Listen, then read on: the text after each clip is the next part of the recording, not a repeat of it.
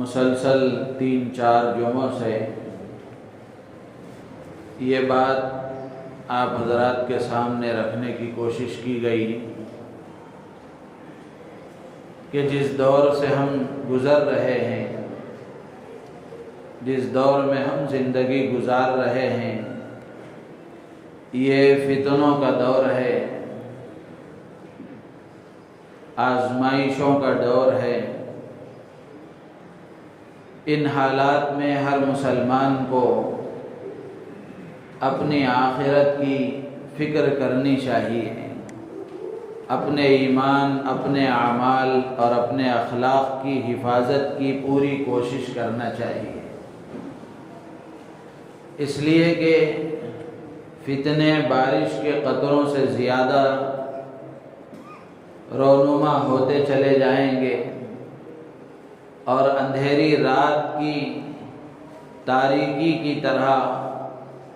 ایسے اندھیرے فتنے آتے چلے جائیں گے۔ ان فتنوں میں اور ان آزمائشوں میں اللہ کے نبی علیہ الصلاۃ والسلام نے قیامت تک آنے والے انسانوں کو یہ پیغام دیا اور یہ پیشین گوئی فرمائی کہ ان فتنوں کے دور میں اپنے ایمان کو بچانا بہت مشکل ہو جائے گا، اپنے اعمال کی حفاظت کرنا، اپنے اعمال پر قائم اور دائم رہنا اور اپنے اخلاق کو بچا کر رکھنا، اپنے اخلاق کو ترقی دینا، یہ آدمی کے لیے بڑا مشکل ہو جائے گا۔ تو اس لیے ایمان کی حفاظت کے سلسلے میں ہر مسلمان کو فکر مند ہونا چاہیے کہ میرا ایمان، میرے بیوی بچوں کا ایمان، میرے ماں باپ بھائی بہنوں کا بھی ایمان، میرے خاندان قبیلے والوں رشتہ داروں پڑوسیوں دوستوں ملنے جلنے والوں کا ایمان اور اللہ کے نبی علیہ الصلاۃ والسلام پر ایمان رکھنے والے ہر مسلمان کا ایمان کس طرح بچے محفوظ رہے، اس کے لیے میں اپنی ذات سے کیا کر سکتا ہوں، جانی مالی اور صلاحیتی اور وقتی قربانیاں کیا دے سکتا ہوں، اس سلسلے میں ہر مسلمان کو فکر کرنی چاہیے۔ اور آخری دور میں جو فتنے عروج پر ہوں گے، ان فتنوں میں سب سے بڑا فتنہ ارتداد کا ہوگا۔ اللہ کے نبی علیہ الصلاۃ والسلام کی وہ حدیث میں نے آپ کو سنائی تھی، اللہ کے نبی علیہ الصلاۃ والسلام نے سورہ نصر اذا جاء نصر اللہ والفتح، اس سورت کی آپ نے تلاوت فرمائی، پھر اس کے بعد آپ نے ارشاد فرمایا قیامت اس وقت تک قائم نہیں ہوگی جب تک کہ جس طرح لوگ گروہ در گروہ جماعت در جماعت کی شکل میں لوگ اسلام میں داخل ہوئے، اسی طرح لوگ گروہ در گروہ جماعت در جماعت کی شکل میں لوگ اسلام سے باہر نکل جائیں گے۔ تو آخری زمانے میں، آخری دور میں فتنوں کا یہ اثر ہوگا کہ آدمی اپنے ایمان کو بچا نہیں پائے گا، ارتداد کا شکار ہو جائے گا۔ تو اس لیے ہر مسلمان کو اپنے ایمان کو بچانے کی، اپنے ایمان کو بڑھانے کی ہر مومن اور مسلمان کو فکر کرنی چاہیے۔ تو گزشتہ سے پہلی جمعہ میں نے یہ بات آپ حضرات کے سامنے عرض کی تھی کہ آخر یہ ارتداد اتنی تیزی سے، اتنے بھیانک طریقے سے کس طرح مسلمانوں میں پھیلتا جا رہا ہے اور لوگ دین سے مرتد ہوتے جا رہے ہیں، دین چھوڑ کر دوسرے مذاہب کو اختیار کرتے جا رہے ہیں، آخر اس کے اسباب کیا ہیں، ایسا کیوں ہو رہا ہے؟ تو اس کے 2-3 اسباب میں نے پیوستہ جمعہ میں آپ کے سامنے عرض کیے تھے۔ پہلی بات یہ عرض کی گئی تھی کہ ہمارے دلوں میں ایمان کی عظمت اور ایمان کی اہمیت نہ ہونے کی وجہ سے کہ ایمان کتنی بڑی دولت ہے جو اللہ نے ہمیں بن مانگے بغیر استحقاق کے ہمیں عطا فرمائی ہے، اس کا ہمیں اندازہ نہیں ہے، اس کی اہمیت کا اندازہ نہیں ہے، اس کی فضیلت کا اندازہ نہیں ہے، جس کی وجہ سے ایمان کو چھوڑ دینا اور ایمان سے باہر ہو جانا، ایمان کے مقابلے میں کوئی اور راستہ اختیار کر لینا آدمی کے لیے آسان ہو گیا۔ حضرات صحابہ کرام رضوان اللہ تعالی علیہم اجمعین میں، مردوں میں بھی، صحابیات عورتوں میں بھی ہم دیکھ لیں کہ کیسی کیسی تکلیفیں ان کو دی گئی، کس کس طرح ان کو ستایا گیا، پریشان کیا گیا، لیکن انہوں نے اپنے ایمان کا سودا نہیں کیا۔ کیوں؟ وہ اس لیے کہ وہ جانتے تھے یہ تکلیفیں، یہ پریشانیاں، یہ آزمائشیں، یہ مصیبتیں، یہ وقتی ہیں، عارضی ہیں، ختم ہو جانے والی ہیں، لیکن جو ایمان کی دولت اللہ نے عطا فرمائی ہے، اگر ہم ان مصیبتوں پر تھوڑا صبر کر لیں گے، ان کو برداشت کر لیں گے،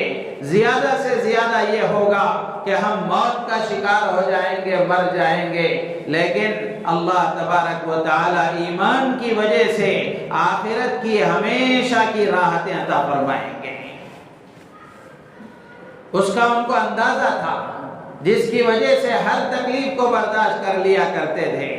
اور دنیا نے دیکھا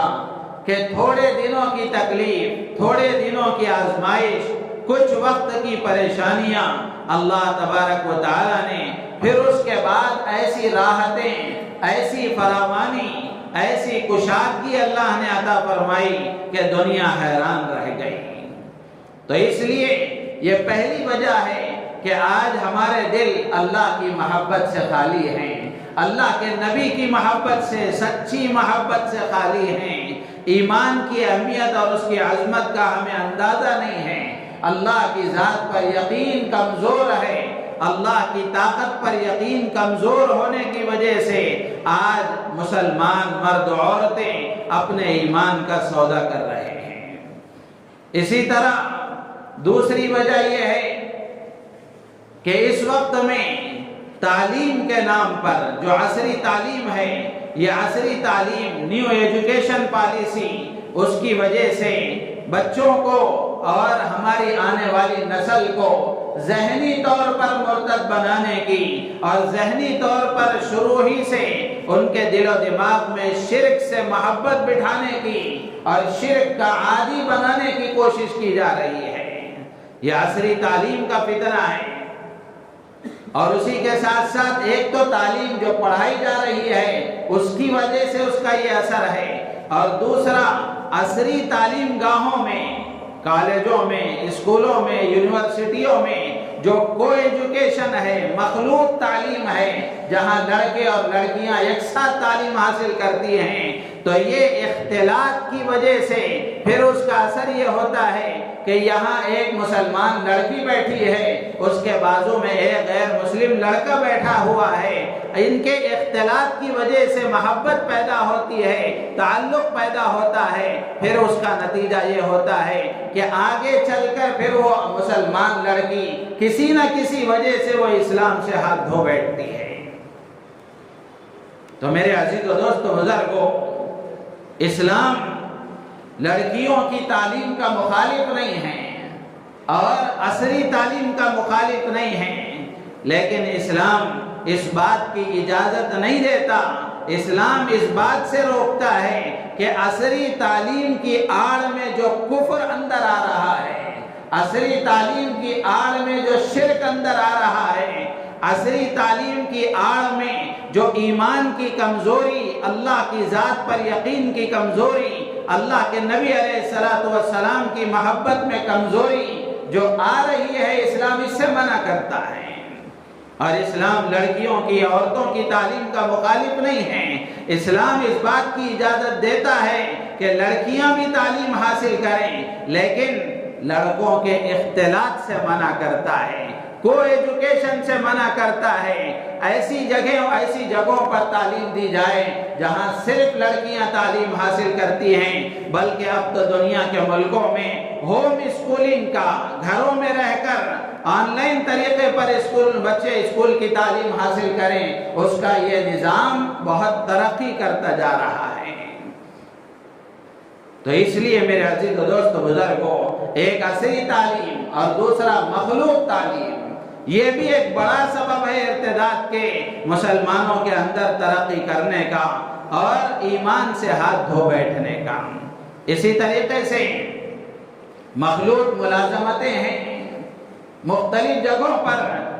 مرد عورتیں ایک ساتھ کام کرتی ہیں، مالز میں، کال سینٹرز میں، کالجوں میں، یونیورسٹیوں میں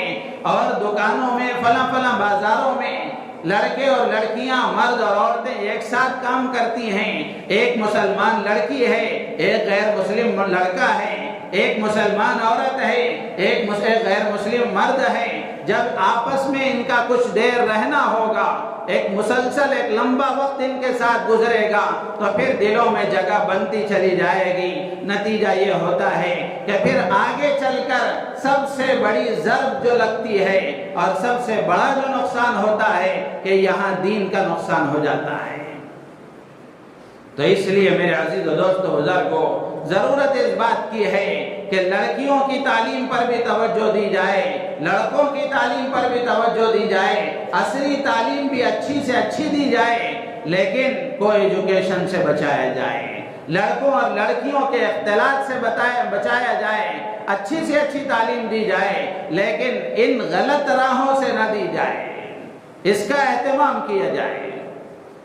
اور اسی کے ساتھ ساتھ جو اس وقت کچھ اسباب اور اس کا حل عرض کرنے کی بات ہے وہ یہ کہ اسی طرح ایک سبب یہ ہے کہ اس وقت ہمارے ملک میں بطور خاص مختلف تنظیمیں ایسی ہیں جو پوری پلاننگ کے ساتھ، منصوبہ بندی کے ساتھ، منظم انداز میں پری پلان طریقے پر یہ کام کر رہی ہیں کہ کسی طریقے سے مسلمان لڑکوں کو، مسلمان لڑکیوں کو، ان کو مرتد بنایا جائے۔ منظم طریقے سے سازشیں ہو رہی ہیں اور آج یہ کوئی ڈھکی چھپی بات نہیں ہے، علل اعلان کہا جا رہا ہے، کھلم کھلا باتیں کی جا رہی ہیں اور لوگوں کو لالچ دیا جا رہا ہے، غیر مسلم لڑکوں کو تیار کیا جا رہا ہے، اچھی اردو ان کو سکھائی جاتی ہے، اچھے طریقے سے بولنا ان کو سکھایا جاتا ہے کہ کس طرح بات کی جاتی ہے، کس طرح تہذیب کے ساتھ سامنے والے کو اپنے طرف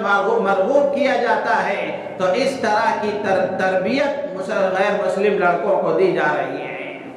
غیر مسلم لڑکوں کے ذریعے سے مسلمان لڑکیوں کو جال میں پھنسایا جا رہا ہے اور غیر مسلم لڑکیوں کے ذریعے مسلمان لڑکوں کو جال میں پھنسایا جا رہا ہے۔ منظم طریقے سے سازشیں ہو رہی ہیں۔ میرے عزیز و دوست بزرگوں، باطل پوری طرح پری پلان ہماری طرف آگے بڑھ رہا ہے اور ہماری صفوں میں گھس چکا ہے اور وہ اپنے نظام میں کامیاب ہوتا نظر آ رہا ہے۔ اور یہ اعداد و شمار موجود ہیں، ہزاروں لڑکیاں غیر مسلموں کے ساتھ چلی گئیں، ہزاروں لڑکیاں چلی گئیں اور آج بھی یہ سلسلہ جاری ہے۔ اب ہم میں سے ہر ایک کو اس بات کی فکر کرنی چاہیے کہ دشمن جتنی منصوبہ بندی کے ساتھ ہماری طرف آگے بڑھ رہا ہے، ہم اپنے بچوں اور بچیوں کے ایمان کے بچانے کے لیے کتنی منصوبہ بندی کے ساتھ ہم آگے بڑھ رہے ہیں اور ہم اس کے لیے کیا کر رہے ہیں۔ ہمیں یہ دیکھنے کی ضرورت نہیں ہے کہ پورے محلے کے لیے میں کیا کر رہا ہوں۔ ہر گھر کا ذمہ دار مرد، ہر گھر کی ذمہ دار عورت اپنے گھر کے بارے میں جائزہ لے لے کہ میں اپنے بچوں کے ایمان کی، ان کے اعمال کی، ان کے اخلاق کی حفاظت کے لیے میں کیا کر رہا ہوں۔ میرا بچہ ہے، میرا خون ہے، میرا جگر کا ٹکڑا ہے، میری بچی ہے، میری لخت جگر ہے، میں اس کی آخرت بنانے کے لیے، اس کا ایمان بچانے کے لیے میں کیا کر رہا ہوں۔ یہ ہر باپ کے سوچنے کی ضرورت ہے، یہ ہر ماں کے سوچنے کی ضرورت ہے۔ اسی طرح ایک سبب علماء نے لکھا ہے، غربت اور افلاس، تنگدستی، یہ بھی آدمی کو ارتداد کی طرف لے جا رہی ہے۔ بہت سارے گھرانے ایسے ہیں کہ ارتداد کا شکار ہو رہے ہیں، وہ اس لیے کہ مختلف قسم کی تنظیمیں، عیسائی مشنری، یہودیوں کی مشنری اور دوسری تنظیمیں بھی ایسے غریبوں کے پاس جاتی ہیں، ان کو ان کی امداد کرتی ہیں، ان کا تعاون کرتی ہیں، ان کے علاج و معالجے کا انتظام کرتی ہیں، ان کے بچوں کی پڑھائی کا انتظام کرتی ہیں، ان کے گھر بار کے خرچ برداشت کرتی ہیں، پریشانی اور مصیبتوں میں ان کا تعاون کرتی ہیں، تو اب یہ غربت سبب بن جاتی ہے کہ آدمی یہ ایمان سے نکل جاتا ہے۔ ایسے بے شمار واقعات ہیں۔ اسی لیے اللہ کے نبی علیہ السلام نے آج سے 1400 سال پہلے فرمایا تھا کاد الفقر ان یکون کفرا، کہ فقر و فاقہ تنگدستی آدمی کو کفر کے قریب لے جائے گی، یہ اللہ کے نبی نے فرمایا تھا۔ تو میرے عزیز و دوست بزرگوں، اسی لیے ہمارے بزرگوں میں سلف صالحین میں حضرت سفیان ثوری رحمۃ اللہ علیہ ایک بہت بڑے بزرگ گزرے ہیں، وہ فرمایا کرتے تھے کان المال فیما مضى یقرا فاما اليوم فهو ترس المؤمن۔ حضرت سفیان ثوری رحمۃ اللہ علیہ فرمایا کرتے تھے کہ مال کو جمع کرنا، مال کو کمانا، اس کے لیے محنت اور کوشش کرنا، یہ پہلے زمانے میں ضرورت سے زیادہ اس میں لگنے کو مکروہ سمجھا جاتا تھا، ناپسند سمجھا جاتا تھا، لیکن حضرت سفیان ثوری اپنے زمانے کی بات کہتے ہیں فَأَمَّا الْيَوْمُ فَهُوَ تُرُسُ الْمُؤْمِنِ، لیکن آج کا دور ایسا ہے کہ یہ مال آدمی کے لیے، ایمان والے کے لیے ڈھال کا ذریعہ ہے، یہ ایمان والے کے لیے ڈھال ہے۔ پہلے زمانے میں جنگوں میں دو چیزیں ہوتی تھی مجاہد کے پاس، ایک ہاتھ میں تلوار ہوتی تھی، دوسرے ہاتھ میں ڈھال ہوتی تھی۔ یہ تلوار کے ذریعے سے سامنے والے پر وار کرتا تھا، اور سامنے والے کی طرف سے اگر وار آئے تو اس کو بچانے کے لیے ایک ڈھال ہوتی تھی جس سے وہ اپنے اوپر ہونے والے حملے کا دفاع کیا کرتا تھا۔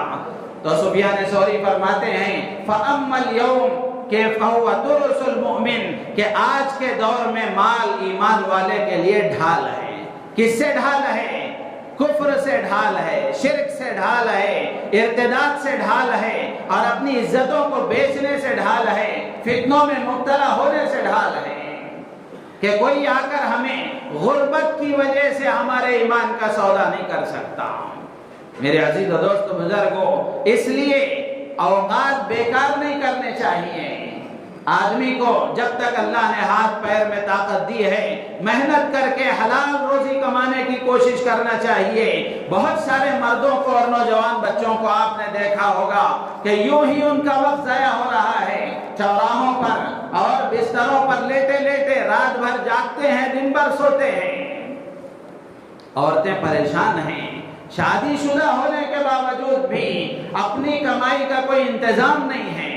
محنت کر کے کمانے کا کوئی نظام نہیں ہے۔ نوجوان بچہ ہے، اب اس کی عمر ہے کہ وہ کچھ محنت اور کوشش کر کے کمائے، اپنی دنیا بنائے۔ مائیں پریشان ہیں، نشے کا عادی ہو چکا ہے، غلط صحبتوں کا شکار ہو چکا ہے، رات بھر موبائلوں میں لگا ہوا، رات بھر غلط صحبتوں میں بیٹھ کر رات گزار دیتا ہے، اور دن میں عصر تک سوتے رہتے ہیں۔ میرے عزیز و دوست بزرگوں، یہ دور ایسا دور نہیں ہے، اس میں خوب محنت کر کے مال کمانا، لیکن اس کے صحیح خرچ کرنے کا علم بھی حاصل کرنا ضروری ہے۔ جائز طریقے سے مال کمانا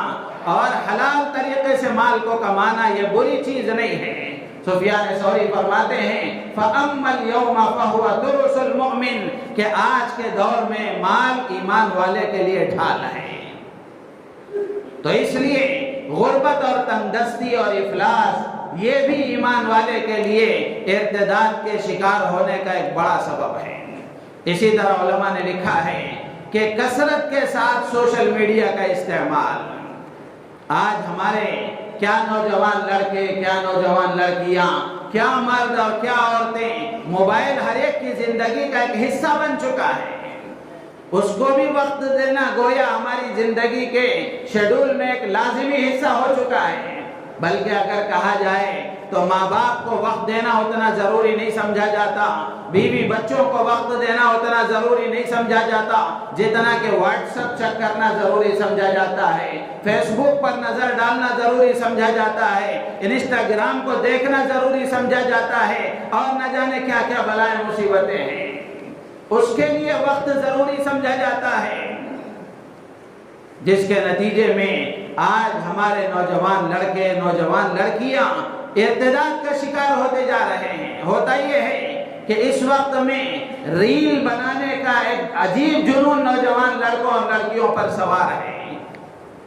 آئے دن خبریں اخبارات میں چھپتی ہیں، سوشل میڈیا پر آتی ہیں کہ فلاں جگہ پر ایک لڑکی ایک ریل بنانے کے لیے، ایک شارٹ کلپ بنانے کے لیے فلاں جگہ پر اس طرح کر رہی تھی، وہاں سے کھائی میں گر گئی، ٹرین کے حادثے کا شکار ہو گئی اور پتہ نہیں کیا کیا شکار ہو گئی۔ ایسا لڑکوں اور لڑکیوں کے روزانہ واقعات آتے ہیں۔ اور اسی طریقے سے ایک عجیب جنون دیندار گھرانوں میں بھی یہ پایا جاتا ہے کہ باقاعدہ مختلف جگہوں پر پھرنے کے لیے، گھومنے کے لیے، شادیوں میں، فنکشن ہالوں میں ادھر ادھر جاتے ہیں، برقعے کے ساتھ ہیں، لیکن اس کے باوجود بھی شارٹ کلپ بنا کر انسٹاگرام پر وہ ریل ڈالنا، فیس بک پر اس کو اپلوڈ کرنا اور اپنے انسٹاگرام اور فیس بک کو آگے بڑھانے کے لیے، کچھ لائک حاصل کرنے کے لیے اور کچھ پیسے کمانے کے لیے آج عزتوں کا سودا کیا جا رہا ہے۔ جس باپ نے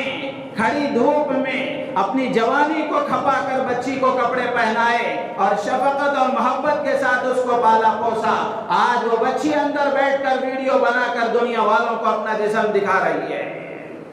میرے عزیز و دوست و بزرگوں، سوشل میڈیا کا کثرت سے استعمال اور اس کے نتیجے میں پھر ارتداد کا شکار ہوتا ہے کہ سوشل میڈیا استعمال کر رہے ہیں، فیس بک، واٹس ایپ اور نہ جانے کیا کیا استعمال کرتے ہیں، اور پھر اس میں کسی سے ملاقات ہو جاتی ہے، بات چیت ہو جاتی ہے۔ ایک نوجوان سے میں نے پوچھا، اچھے خاصے دیندار گھرانے کا نوجوان ہے، ایک لڑکی کے ساتھ اس کا تعلق ہو گیا، وہ اس میں انسٹاگرام میں یا فیس بک میں کسی میں وہ اس سے چیٹنگ کرنے لگا۔ میں نے پوچھا کیا بات ہوئی؟ آپ کے گھر کی تو یہ تعلیم نہیں ہے، نہ آپ کی والدہ ایسی ہیں، نہ آپ کے والد ایسے ہیں، نہ آپ کا خاندان ایسا ہے، آپ اس راستے پر کیسے آ گئے؟ تو وہ کہنے لگا کوئی غلط کام نہیں ہے، بس وقت گزاری کے لیے اس طرح کر لیتا ہوں۔ سامنے بٹھا کر کسی نوجوان لڑکی، اجنبی لڑکی سے بات کرنا جس طرح گناہ ہے، میسج کے ذریعے سے چیٹنگ کرنا بھی اتنا ہی گناہ ہے، اتنا ہی گناہ ہے۔ دونوں میں کوئی فرق نہیں ہے، دونوں میں کوئی فرق نہیں ہے۔ اس لیے کہ فقہ کی کتابوں میں مسئلہ لکھا ہوا ہے کہ کسی آدمی نے اگر اپنی بیوی کو زبان سے طلاق دیا، بیوی سے کہا کہ میں نے تجھے طلاق دے دیا، تجھے طلاق ہے، زبان سے بولنے سے جیسے طلاق ہو جاتی ہے، اگر کسی نے کسی کاغذ پر لکھ دیا میں نے اپنی بیوی کو طلاق دے دیا تو اس سے بھی طلاق ہو جاتی ہے۔ اس لیے کہ طلاق کوئی ہنسی مذاق کا کھیل نہیں ہے۔ تو بالکل اسی طریقے سے جس طرح زبانی بات چیت حرام ہے کسی اجنبی لڑکی سے، اسی طرح چیٹنگ بھی اسی طرح حرام ہے۔ اس میں وقت گزاری کا مسئلہ نہیں ہے، یہ جتنا وقت گزر رہا ہے اس میں ہاتھوں کا زنا بھی ہے، کانوں کا زنا بھی ہے، آنکھوں کا زنا بھی ہے۔ تو کثرت سے سوشل میڈیا کا استعمال، ضرورت ہے اس بات کی کہ ماں باپ فکر کریں، خود نوجوان بچے اپنی آخرت کی فکر کریں، اس لیے کہ ایک نہ ایک دن ہمیں مرنا ہے، دنیا سے جانا ہے۔ تو اس طرح اور بھی بہت سارے اسباب ہیں جن کی وجہ سے آج ہماری نوجوان نسل، ہمارے نوجوان لڑکے نوجوان لڑکیاں، بہت سارے مرد اور بہت ساری عورتیں ایمان سے ہاتھ دھو بیٹھ رہی ہیں۔ تو یہ تو اسباب ہیں، اسباب کی اور لمبی لسٹ ہے۔ تو اب ایسے موقع پر اور ان حالات میں ہم میں سے ہر ایک کو کرنا کیا چاہیے کہ جس کی وجہ سے ہمارا ایمان محفوظ رہے؟ اس کے لیے علماء نے چند باتیں لکھی ہیں، مختصر طور پر میں عرض کر کے اپنی بات ختم کروں گا۔ پہلی بات یہ ہے کہ ایمان کے مذاکرے ہونے چاہیے، ایمان کی عظمت ہمارے دلوں میں بٹھائی جائے، اللہ کی ذات پر یقین کے بول بولے جائیں، سنا جائے اور اس کا استحضار کیا جائے، اللہ کی طاقت کے سلسلے میں سنا جائے، بولا جائے، اس کا استحضار کیا جائے، اور اپنے گھروں میں دینی تعلیم کا ماحول بنایا جائے، فضائل کی کتابوں کی تعلیم، ایسی کوئی کتاب پڑھی جائے جس میں اعمال کی فضیلتیں بیان کی گئی ہوں، اللہ کے نبی علیہ السلام کے ساتھ، حضرات صحابہ کرام کے ساتھ اور اولیاء کاملین کے ساتھ، تابعین و تبع تابعین کے ساتھ اللہ کی جو غیبی مددیں اتری تھیں، اللہ نے ان کے ساتھ جو مدد کا معاملہ فرمایا تھا، ایسے واقعات گھروں میں بچوں کو پڑھ کر سنائے جائیں، اس کے مذاکرے کیے جائیں، اس کی وجہ سے ایمان مضبوط ہوتا ہے، اللہ کی ذات پر یقین مضبوط ہوتا ہے، اعمال کا شوق پیدا ہوتا ہے کہ نماز پڑھیں گے اللہ یہ دیں گے، روزہ رکھیں گے اللہ یہ دیں گے، زکوٰۃ دیں گے اللہ یہ دیں گے، سچ بولیں گے اللہ یہ دیں گے، اسی طرح نماز چھوڑیں گے اللہ کی طرف سے یہ وعید ہے، روزہ نہیں رکھیں گے اللہ کی طرف سے یہ وعید ہے، آنکھوں کی حفاظت نہیں کریں گے اللہ کی طرف سے یہ وعید ہے۔ تو وعدے اور وعیدوں کا نام ترغیب اور ترہیب کے ساتھ اگر تعلیم ہو تو پھر اس کا اثر یہ ہوتا ہے کہ اعمال کا شوق پیدا ہوتا ہے اور گناہوں سے بچنے کا جذبہ دلوں میں بنتا ہے۔ گھروں میں ماحول بنایا جائے ایسا، گھروں میں کوئی وقت طے کیا جائے، طے کر کے گھروں میں تعلیم کی جائے، تعلیم کے حلقے بنائے جائیں، اللہ کے نبی علیہ السلام کی سیرت پڑھی جائے، حضرت صحابہ کرام رضوان اللہ تعالی علیہم اجمعین کی بیویاں صحابیات، امہات المومنین سرکار دو عالم صلی اللہ علیہ وسلم کی پاک باز بیویاں، امت کی مائیں، ان کا تذکرہ کیا جائے، بنات طاہرات اللہ کے نبی علیہ السلام کی بیٹیاں، ان کا تذکرہ کیا جائے تاکہ عورتوں کے اندر ان جیسا بننے کا جذبہ پیدا ہو۔ اللہ نے انسان کے اندر ایک مادہ رکھا ہے، بالخصوص عورتوں کے اندر یہ مادہ رکھا ہے کہ عورتیں کسی کو آئیڈیل بناتی ہیں، نمونہ بناتی ہیں اور ان جیسا بننے کی کوشش کرتی ہیں۔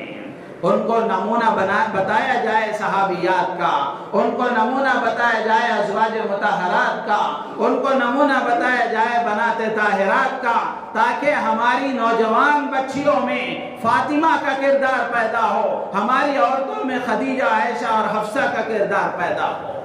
یہ اسی وقت ہوگا جب وہ ان کے تذکرے سنیں گی، جب ان کی زندگیوں کو پڑھیں گی، اسی وقت میں یہ جذبے پیدا ہوں گے۔ اور اسی کے ساتھ ساتھ بطور خاص ماں باپ کی یہ ذمہ داری ہے کہ وہ اپنی اولاد کی تربیت پر توجہ دیں، اولاد کی تربیت پر توجہ دیں۔ باپ کو کمانے سے فرصت نہیں ہے، اپنے دکان سے، اپنی ملازمت سے فرصت نہیں ہے، اور ماں کو اپنے گھریلو کام اور موبائل کی مصروفیت سے فرصت نہیں ہے، جس کے نتیجے میں اولاد یوں ہی ضائع ہو رہی ہے، اولاد یوں ہی ضائع ہو رہی ہے۔ پہلی عورتوں سے 10 15 بچے پل جایا کرتے تھے، آج کی عورتیں 2 بچوں کو سنبھال نہیں پاتی۔